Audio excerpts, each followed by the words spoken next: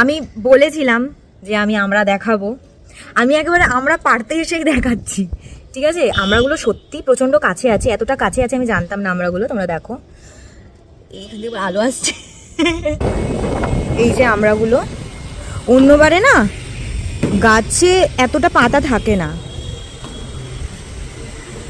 এবারে গাছে অনেকটা পাতা, এই জন্য নিচ থেকে না আমরাগুলো ঠিক করে দেখাও যাচ্ছে না। আমার দাদু অলরেডি আমাকে বারণ করেছে যে উপরে যাস না, আমি তোকে পেড়ে দেবো।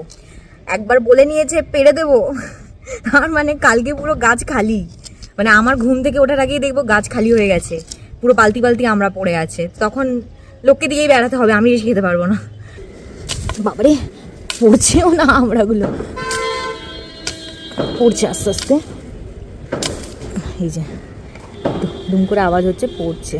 বড়গুলোর নাগাল আমি পাইনি, বাকি সব পাতার মাঝখানে মাঝখানে লুকিয়ে আছে, ঢেকে আছে। এদিকে এটা দিয়ে দেখি, এই তো ওয়াও পড়ছে।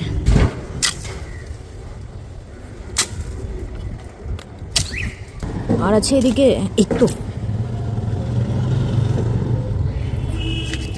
এটার জন্য একটু কষ্ট করতে হবে। পড়েছে আর একটা, ওটা পুরো বলের মতো গিয়ে পড়েছে। এটা বড় আছে, ওই যে ওখানটা, ওই যে, কিন্তু অত দূর পর্যন্ত হাত যাবে না, তো একবার চেষ্টা করতে পারি। যাবে না, অত দূর যাবে না, আমি এমনি ছোট্টখাট্টো মানুষ, অত দূর হাত যায় নাকি, তাই অনেকগুলো আমরাই পড়েছে।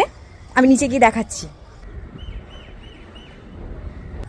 এখনো তো গালি খাওয়াটা বাকি আছে, কারণ আমার দিদা আমাকে উপরে আসতে বারণ করেছে ছাদে, ওখান থেকে ঝুঁকে আমরা পারবি না, তবুও পেরেছি।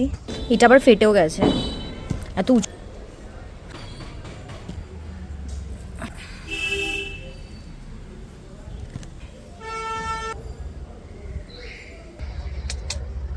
এখন এতটা খেতে হবে।